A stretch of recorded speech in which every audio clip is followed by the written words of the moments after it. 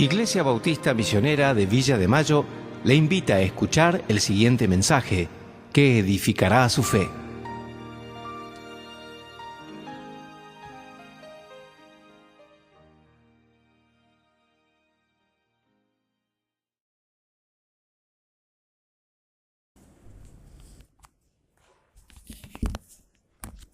Muy bien, les invito a abrir a Mateo capítulo 6 para continuar estudiando el párrafo que venimos examinando hace un par de domingos, siempre dentro del contexto de lo que conocemos como el Sermón del Monte, Mateo capítulo 5 hasta capítulo 7, es lo que abarca la enseñanza del Señor Jesucristo, que se conoce así, el Sermón del Monte, porque bueno, como ya hemos mencionado en alguna oportunidad, lo hizo desde una ladera de un pequeño monte allí muy cerca al mar de Galilea, donde ubicados en la playa, inclusive algunos en sus barcas, podían escuchar las enseñanzas del Señor. Así que por eso es que se llama así toda esta porción de la palabra de Dios. Vamos a leer algunos versículos.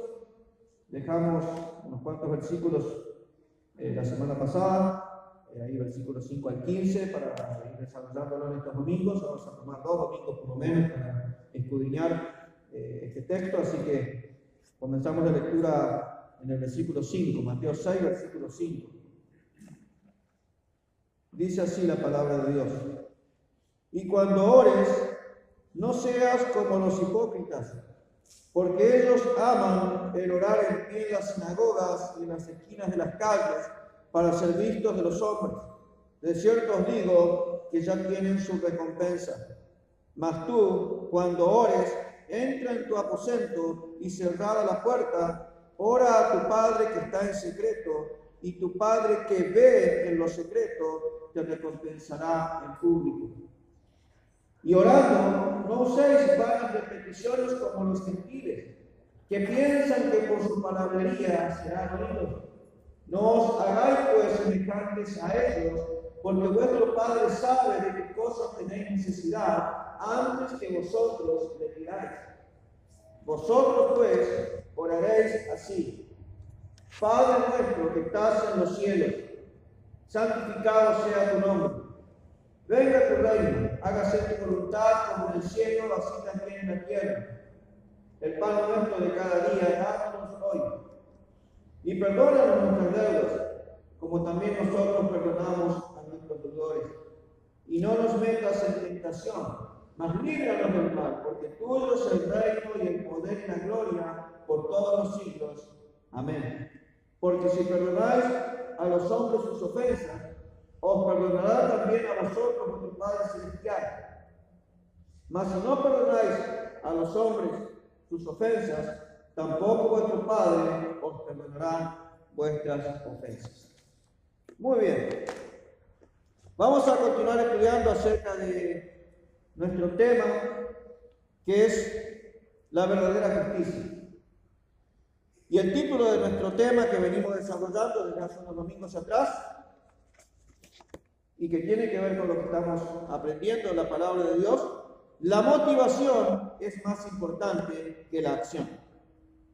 La motivación, o sea, la que los mueve a hacer las cosas, es más importante que lo que hacemos en sí mismo. En este pasaje, comprendido entre versículos 5 y 15 que acabamos de leer, el Señor Jesús va a hacer la aplicación de su advertencia en versículo 1, enfocando en otra de las prácticas fundamentales de la vida religiosa de los judíos: la oración. Y Él va a enseñar cuándo la oración es un acto de verdadera justicia. Él desea que sus discípulos, cuando oran, lo hagan como un verdadero acto de adoración a su Padre Celestial. Eso es lo que Dios quiere, eso es lo que agrada a Dios. Cuando sus discípulos, cuando nosotros los creyentes, oramos como un verdadero acto de adoración a nuestro Padre Celestial. Vamos a comenzar a desarrollar nuestros versículos de hoy, y vamos a estudiar versículos 5 a 8. Versículos 5 a 8 va a ser lo que va a abarcar nuestra enseñanza, nuestro aprendizaje de hoy, y la semana que viene vamos a estudiar la oración desde el Padre Nuestro, donde vamos a aprender acerca de algunos elementos que la oración debe contener, para que así podamos adorar a Dios y agradar a Él cuando oramos. Dice el versículo 5, y le puse un encabezamiento ahí para los que escriben o los que toman notitas. Cuando la oración no es un acto de adoración. Cuando la oración no es un acto de adoración. O sea, está un poco en negativo ahí, ¿no? Pero ahora voy a explicar eso, usando por supuesto la palabra de Dios. Y vamos a ver versículo 5 y versículo 7, ¿sí? Para desarrollar ese encabezamiento. Yo pongo uno romano y después pongo una A, como quiera. Vamos a bosquejando, ¿sí? Entonces, cuando la oración no es un acto de adoración. Bueno, Jesús continúa en versículo 5, que él ya nos ha enseñado acerca de cómo la verdadera justicia se puede poner de manifiesto a través de un buen acto, como era la limosna, como la verdadera justicia se debe poner de manifiesto a través de otro buen acto, que era el ayuno, y hoy vamos a ver cómo la verdadera justicia se puede manifestar a través de la oración.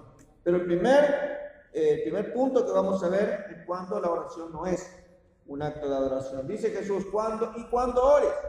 Y cuando ores. La palabra orar básicamente significa hablar, comunicarse con Dios. Y más específicamente todavía, pedir a Dios. Por eso es que cuando llegamos al versículo 8, que vamos a estudiar en un ratito, dice al final, no os hagáis pues semejantes a ellos, porque vuestro Padre sabe de qué cosas tenéis necesidad antes que vosotros le pidáis. Porque la oración es eso, pedir.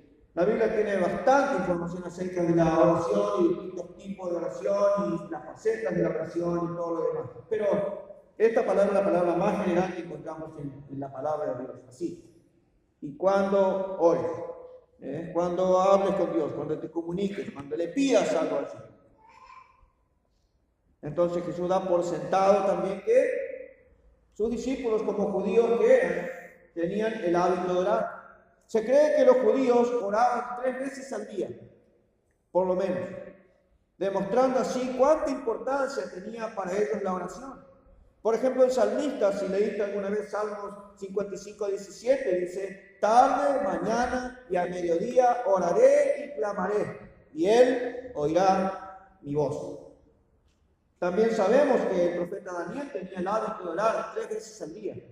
Cuando él estaba allí en Babilonia, Daniel 6:10 dice, cuando Daniel supo que el edicto había sido firmado, el edicto que el rey había firmado de que solamente recibiría adoración, sabemos que Daniel no estaba de acuerdo con hacer eso, capítulo 6 de Daniel, estudias eso, encontrás todos los detalles allí. Cuando Daniel supo que el edicto había sido firmado, es como un decreto hoy en nuestros días, no un edicto así firmado, entró en su casa y abiertas las ventanas de su cámara, que daban hacia Jerusalén, se arrodillaba 3 veces al día y oraba y daba gracias delante de su Dios, como lo sabía hacer antes.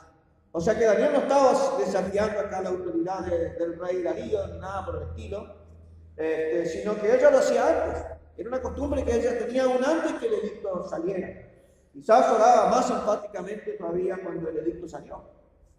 ¿Sí? Y dice que daba gracias delante de su Dios. Los discípulos, que más adelante llegaron a ser los apóstoles, probablemente continuaron con este acto después de Pentecostés. Dice la Biblia en Hechos capítulo 3, versículo 1, Pedro y Juan subían juntos al templo a la hora novena, la de la oración. Y por supuesto, como judío que era, el Señor Jesucristo es el máximo ejemplo que tenemos en la Biblia al pensar en alguien que oraba. Puede estudiar los evangelios, los 4 evangelios, para aprender acerca de cómo Jesús oraba y que la vida del Señor Jesucristo estaba impregnada por la oración. Sin embargo, a pesar de la importancia que la oración tenía para la vida de los judíos, llegó a convertirse en algo monótono. Se practicaba de corazón no sincero y simplemente llegó a ser algo ritualista y mecánico. Es más, se llegó a adoptar la creencia de que la oración solo era eficaz si se realizaba en lugares específicos como la sinagoga, el templo, las esquinas, las plazas, etc. Esto trajo como consecuencia negativa pensar que Dios estaba confinado solo a ciertos lugares. Finalmente, los judíos tenían la costumbre de alargar sus oraciones, creyendo que por más largas y elocuentes Dios las escucharía. Todo esto tenía en mente el Señor en la enseñanza que impartió a sus discípulos en este pasaje que estamos estudiando. Y vamos a volver a nuestro pasaje entonces. Dice: y cuando ores, no seas como los hipócritas. Sin duda, como ya vimos para el caso de las limosnas y también para el caso del ayuno, él está refiriéndose a la forma en que se practicaba la oración por los líderes religiosos, ya que el tiempo, la motivación con la que se hacían las oraciones, llámese escribas y fariseos. ¿Cómo demostraron su hipocresía cuando oraban? Jesús lo dice en el mismo pasaje: porque ellos aman el orar en pie en las sinagogas y en las esquinas de las calles para ser vistos de los hombres. Sí, muy parecido a lo que ya veníamos viendo acerca de limosnas y ayuno, cuando ellos lo practicaban. Y eso no es un acto de verdadera justicia. Si bien el acto sí es algo bueno, la motivación con la que lo hacen es lo que le quita la calidad de ser algo justo delante de Dios. El Señor Jesús no está condenando en sí la posición física o el lugar. Es lo que está condenando, tampoco la oración pública, porque tenemos varias oraciones públicas en la Biblia, y Jesús mismo oró públicamente. ¿Recuerdan cuando él estaba llegando al sepulcro de Lázaro y estaba allí con la gente y él ahí oró antes de hacer el gran milagro de resucitar a su amigo? Y también cuando él hizo la multiplicación de los panes, él también oraba, dice, en público, daba gracias a Dios y después obraba el milagro. Entonces, no es eso lo que Jesús está condenando. No está condenando la oración pública, no está condenando el lugar donde se hace la oración, ni tampoco está condenando la posición física. El tema acá es el corazón otra vez. Y eso es lo que Jesús estaba condenando de los líderes de aquel tiempo. De lo que él está prohibiendo acá es el exhibicionismo o ostentación personal.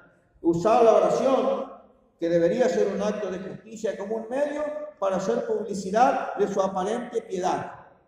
Pero aún, más allá de eso, Jesús condena la motivación para ser visto de los hombres. Encontré un comentario en esta semana, y si bien yo no soy de usar muchos comentarios para estudiar, y suelo aconsejar eso, no usar tantos comentarios antes, mejor usar un buen diccionario bíblico que te traduce las palabras griegas al español, una buena concordancia y tu Biblia. Porque si no, a veces nos esclavizamos de lo que dice el comentarista. Y a veces consulto comentarios después que ya termino mi estudio. ¿Sí? Y también te quita un poco la bendición de estudiar el pasaje por ti mismo. ¿Sí? Pero encontré un comentario, y este comentarista, que no recuerdo su nombre, decía cuando Jesús dice acá, para ser visto de los hombres, es brillar ante los hombres. La idea de la palabra, brillar ante los hombres. Entonces, ser las estrellas. Ellos quieren ser las estrellas. Esa es la idea de la frase que Jesús usa para ser visto de los hombres. Brillar ante otras personas. Entonces, eso es falsa piedad, ¿no? Y solamente tiene el propósito de impresionar a los demás. Jesús prohíbe ese tipo de oración. Esa no es una oración que funciona como un acto de adoración. Porque no está hecha para Dios. No está hecha con un corazón para Dios. Aparentemente sí, por afuera pareciera que sí, pero en el corazón no. Y eso es lo que Jesús está condenando acá. Y sabemos Jesús como Dios, que vamos a mirar un poquito ahora acerca de algunos atributos del Señor. Él conoce a la perfección los corazones.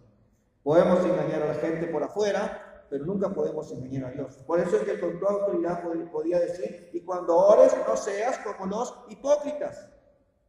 ¿Sí? Porque ellos buscan exhibicionismo, porque buscan la autoexaltación, oran de una forma egoísta para llevar la gloria a sí mismos. Y eso es una motivación totalmente equivocada. Recuerden, la motivación es más importante que la acción. ¿Sí? Entonces, ¿qué es lo que ellos tienen como resultado? De orar en pie en las sinagogas, en las esquinas de las calles para ser visto de los hombres. ¿Qué es lo que tienen como resultado? De cierto os digo, la idea es, les aseguro que ya tienen su recompensa. Y como ya vimos en los casos anteriores, ¿qué es la recompensa que ellos tienen? Bueno, la efímera alabanza o exaltación que reciben de los hombres. Eso es toda la recompensa que tienen, pero no reciben nada de Dios. Dios no responde a oraciones que se realizan con esta motivación. ¿Sí? Dios no responde a oraciones que se realizan con esta motivación, cuando no es un acto de adoración a Dios. Entonces Dios no escucha, Dios no responde cuando alguien ora así. Entonces Jesús está enseñando a sus discípulos cuando la oración no es un acto de adoración. Pero después pasa de los judíos, de los líderes religiosos judíos, y va a enfocar en los gentiles. Y vamos en el versículo 7. Y vamos a volver al versículo 6 después para estudiar, por supuesto. No vamos a saltar nada. Lo salto ahora porque quiero conectar las dos cosas. Dice el versículo 7, y orando, no uséis vanas repeticiones como los gentiles que piensan que por su palabrería serán oídos. Bueno, era una costumbre de los paganos, los gentiles son los paganos que no conocen a Dios. Entonces Jesús está hablando de ellos y también va a condenar ese tipo de oración. Eso tampoco es un verdadero acto de oración. Los discípulos del Señor deben erradicar esa manera de orar o esa motivación a la hora de orar. Entonces era una costumbre de los paganos el énfasis en la elocuencia y la retórica o la excelencia de palabras. Sin embargo, Jesús llama a eso vanas repeticiones o palabrerías. Me llamó la atención la definición de la frase vanas repeticiones que el Señor usa acá en versículo 7. La palabra griega es batologeo y significa balbucir o parlotear. Balbucir es hablar articulando las palabras en una manera vacilante y confusa. Y parlotear habla generalmente de la manera insubstancial. Otro término que se puede usar ahí es filosofar. ¿Sabe que cuando yo escucho hablar a un filósofo nunca le entiendo nada de lo que quiere decir? Porque dicen tantas cosas, vierten tantos conceptos, yo nunca entiendo cuál es el punto al cual quiere llegar. Entonces ya cuando escucho por 3 minutos lo cambio, porque sé que no voy a entender nada. Porque parece muy interesante todo lo que dicen y usan una retórica, una elocuencia, una excelencia de palabras increíble, pero digo, ¿qué es lo que quiere explicar? Porque no entiendo nada. No sé si te pasa eso. Bueno, esa es un poco la idea acá de lo que Jesús está diciendo. Con esta frase, no uséis vanas repeticiones. En otras palabras, las oraciones no deben ser confusas, excesivamente largas ni insustanciales. Más claro aún, no deben ser sin sentido. ¿Se acuerdan que Jesús, el apóstol Pablo en 1 Corintios 14, él dice que debemos orar con el espíritu, pero también con el entendimiento? O sea, debemos entender, debemos nosotros mismos entender lo que estamos pidiendo, lo que estamos orando. Entonces, si este tipo de oración que era lleno de palabrerías y repeticiones, eran como sin sentido. Solamente trataban de impresionar por su retórica, por su excelencia de palabras, para que a otros les llame la atención. Entonces, si podemos resumir lo que Jesús dice acá, en cuanto a la oración de los gentiles. Él dice que este tipo de oraciones tampoco son oídas por el Señor. ¿Por qué ellos lo hacen así? ¿Por qué ellos usan un montón de palabras y se preocupan por la retórica? Porque piensan que con su palabrería o la cantidad de cosas serán oídos. A veces yo tengo una filosofía. Prefiero calidad antes que cantidad. Y quizás lo podemos explicar un poquito acá. La calidad con la que oramos que la cantidad de cosas que oramos o la cantidad de palabras que usamos. Y otra vez no está condenando así que usemos un buen lenguaje para hablar con el Señor. Pero que no sea tanto el énfasis en ser elocuentes, en tener una retórica depurada y querer impresionar. Bueno, a Dios no vamos a impresionar con eso. Pero el problema es que ellos querían impresionar a la gente alrededor. Entonces eso también es una oración que Dios condena. ¿Cuál es la razón dada por el Señor, por la cual sus verdaderos discípulos no deben orar como los gentiles, que no conocen a Dios. Bueno, versículo 8 dice, no os hagáis por semejantes a ellos, porque vuestro Padre sabe de qué cosas tenéis necesidad antes que vosotros le pidáis.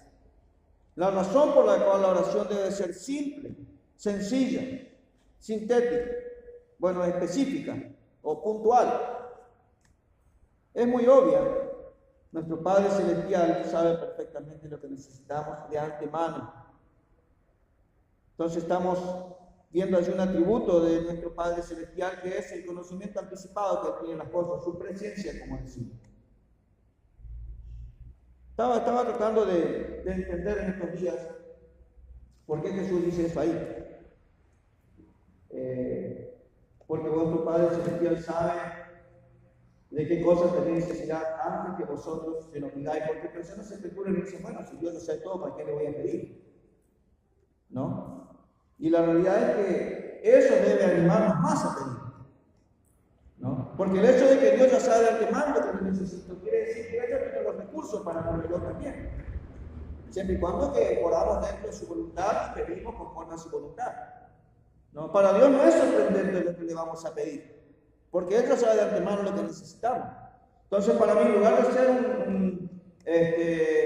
como algo negativo a la hora de pensar en orar, a mí me motiva más, porque sé que ella tiene también la respuesta y ella tiene lo que me va a dar, lo que nos va a dar. Para Dios no hay sorpresa cuando oramos. A veces los hijos dicen, padre, después tengo que pedirte algo. ¿Viste? Y digo, bueno, después me decís qué necesitas. Yo no sé si voy a tener los recursos para darlo, porque yo no sé lo que me está por decir, yo no sé lo que está por necesitar, ¿no? Y a veces me piden cosas y digo, no puedo. Eso que me están pidiendo es imposible, ¿no? A veces porque no es conveniente dárselo y a veces porque no tengo los recursos para suplir ese pedido. Pero ¿sabe qué? Dios no es así. Porque Dios sabe de antemano lo que necesitamos, sí tiene todos los recursos. Pero ¿por qué es que Jesús enseña a sus discípulos que ellos deben ir y orar entonces? Bueno, porque eso demuestra nuestra dependencia absoluta en nuestro Padre Celestial y también nuestra confianza en Él. Nuestra confianza en que Él puede proveer lo que nosotros necesitamos, ¿sí? Porque Él sabe de antemano las cosas que necesitamos, ¿sí? Entonces Dios nos da eso. Debe ser una motivación para orar y depender de nuestro Padre Celestial. Pero cuando volvemos al versículo 6 ahora a estudiar, y nos vamos a quedar la mayor parte del tiempo aquí, vamos a ver cuándo la oración sí es un acto de adoración a Dios. No es un acto de adoración cuando lo hacemos con hipocresía, cuando lo hacemos con la motivación de llevar la gloria a nosotros, y tampoco es un acto de adoración cuando decimos un montón de cosas vanas, puras palabrerías insustanciales que no dicen nada. Eso no es un acto de adoración. La oración deja de ser un acto de adoración y por lo tanto no hay respuesta de Dios. Dios no escucha ese tipo de oraciones. Pero cuando la oración es un verdadero acto de adoración, ese es nuestro segundo esclarecimiento. Cuando sí la oración es un verdadero acto de adoración. Versículo 6. Mas tú, pero tú, cuando ores, entra en tu aposento y cerrada la puerta, ora a tu Padre que está en secreto, y tu Padre que ve en lo secreto te recompensará en público. Contrario a la práctica de los líderes religiosos y los gentiles o los paganos que buscaban exhibir su aparente piedad cuando oraban para impresionar y recibir alabanza de los hombres, el Señor Jesús exhorta a sus verdaderos discípulos a orar en secreto. La verdadera oración debe nacer de un corazón necesitado, que reconoce su dependencia de Dios y que busca adorarle a Él y que ama disfrutar de íntima comunión con el Padre Celestial. Ve que los hipócritas del versículo 5 dicen que ellos aman el orar en pie en la sinagoga en las esquinas de las calles para servir a los hombres. Nosotros debemos amar, debemos desear con todo nuestro corazón que nuestra oración sea un verdadero acto de íntima comunión con el Padre Celestial. Uno de los atributos que el Señor Jesús destaca aquí del Padre Celestial, cuando dice que está en lo secreto, es su omnipresencia. ¿Recuerdan que hace un momento en la introducción de nuestro tema yo dije que se había llegado a creer que Dios estaba solamente presente en ciertos lugares, como el templo, la sinagoga, las esquinas de las calles o las plazas, porque allí no estaba el público, no estaba la gente? Pero no es así. Jesús condena absolutamente eso. Que Dios está allí, pero no solamente está allí. Está aún cuando alguien entra en su cuarto y ora en forma secreta, en forma privada. Probablemente las casas tenían una especie de cuarto donde la gente podía ir y orar. Por lo que sabemos, la mayoría de las casas en Israel en aquel tiempo eran de una sola habitación. Y allí tenían todo. Por eso es que cuando enseña acerca de la persistencia en la oración, dice que el amigo no quiere levantarse, dice porque era difícil para levantarse, porque normalmente dormían todos juntos y demás. Entonces, pasar por encima de todos los chicos que están durmiendo, y más en una familia grande, y a veces también metían los animales adentro y todo eso, era complicado, ¿no? A veces decimos nosotros, uy, pero qué falta de hospitalidad, ¿no? Pero es que todo eso implicaba, era muy difícil hacerlo, era la dificultad que producía el hecho de tener una sola habitación en la casa. No es como hoy que tenemos varias habitaciones, que tenemos quizás arriba también un primer piso y todas esas cosas. Pero es muy probable que algunas casas por lo menos tenían un lugar, como un cuarto privado, donde las personas podían entrar y orar, tener este tiempo de intimidad con el Señor. Entonces, entra a tu cuarto y ora. ¿Y qué es lo que debe animar a los verdaderos discípulos del Señor a orar de esta manera? Que Dios está presente en todos lados. Aún en ese cuarto donde nadie más ve, Dios está presente allí. Entonces eso debe animar a los verdaderos discípulos del Señor a orar en intimidad y disfrutar de la comunión con su Padre Celestial. Después dice, ¿cuál es el resultado de orar en esta manera? Y tu Padre que ve en lo secreto te recompensará en público. Al igual que pasaba con el caso de las limosnas y el ayuno que ya estudiamos, orar con la motivación de adorar a Dios, con un corazón humillado y con la finalidad de exaltarle y agradarle a Él en plena comunión, les permitirá a los discípulos del Señor tener garantizado que un día, cuando estén en la presencia del Padre, recibirán su recompensa. Qué interesante, a veces nos cuesta orar, ¿no? Quizás es una de las disciplinas con las que más luchamos en la vida cristiana. ¿Sabes que cuando te ora, y no solamente cuando oras, sino la motivación con la que oras, un día Dios nos va a recompensar? Dios no deja nada que hacemos conforme a su voluntad sin su recompensa. No sé exactamente, pero como ya expliqué en algunas oportunidades, la Biblia nos dice con detalle qué son las recompensas. Pero para mí el solo hecho de estar en la presencia del Señor es una recompensa absolutamente inmerecida. Pero va a haber más que eso. Dios nos va a premiar. Es una garantía.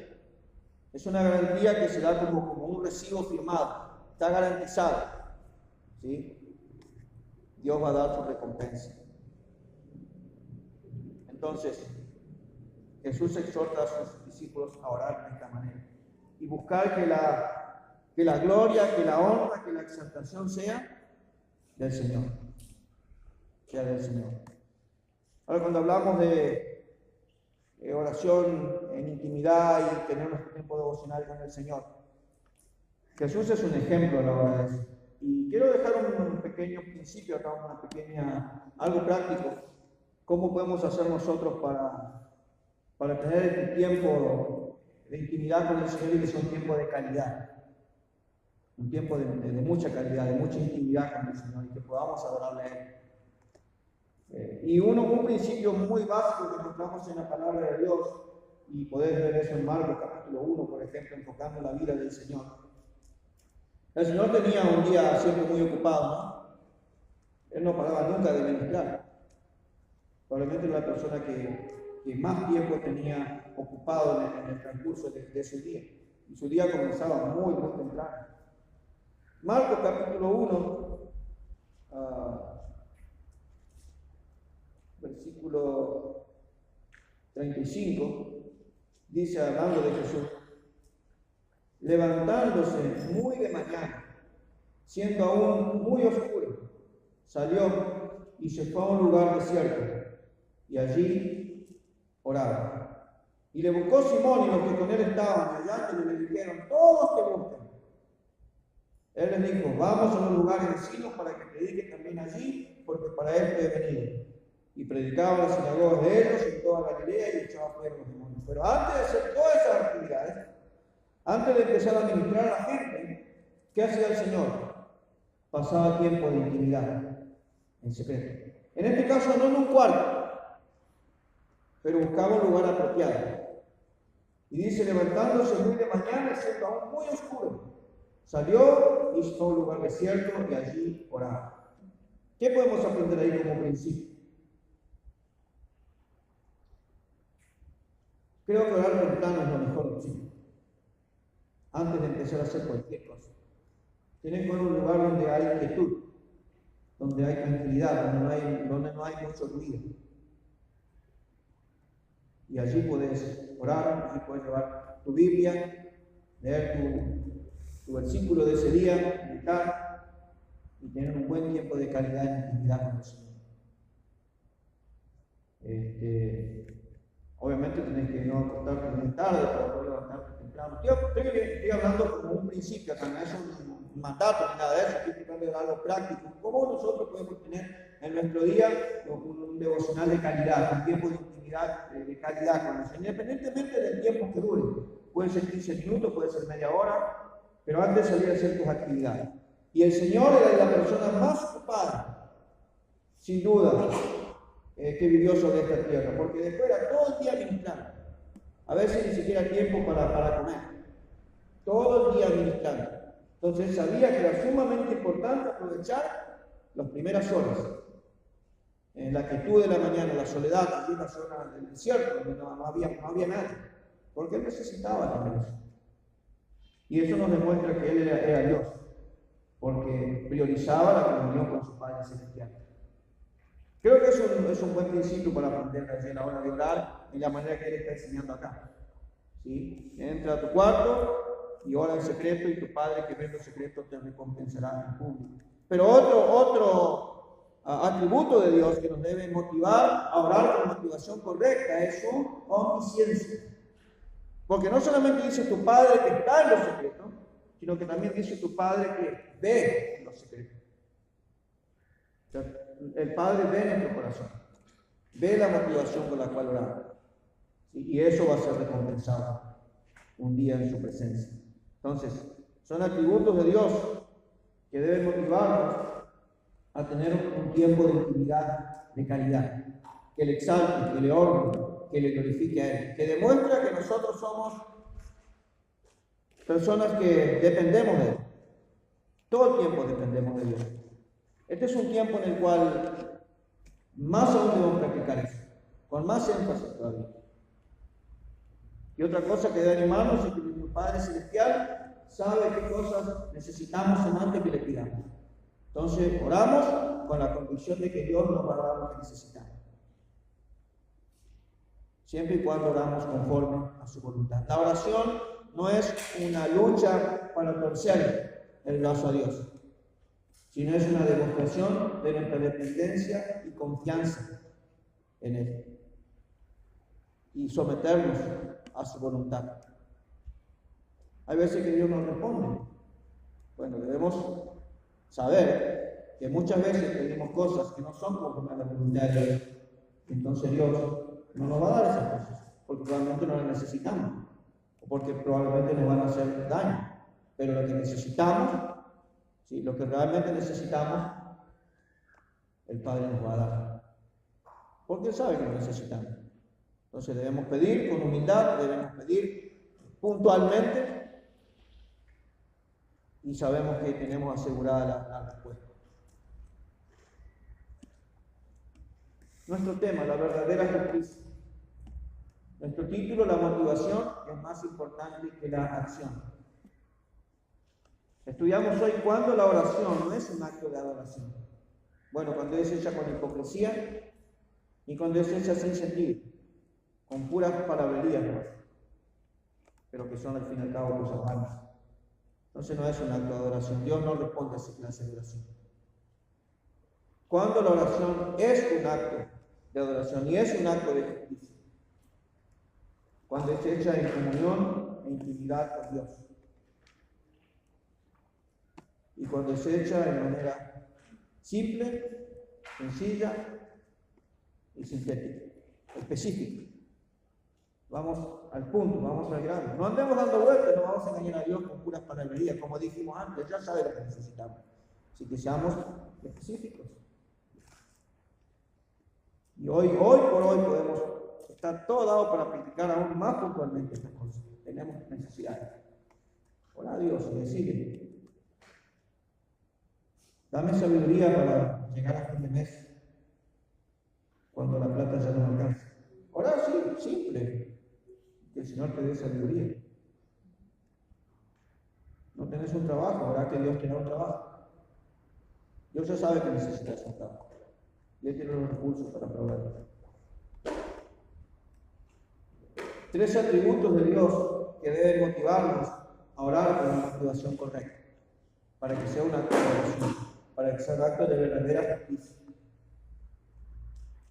Su omnipresencia. Él está en todo lugar.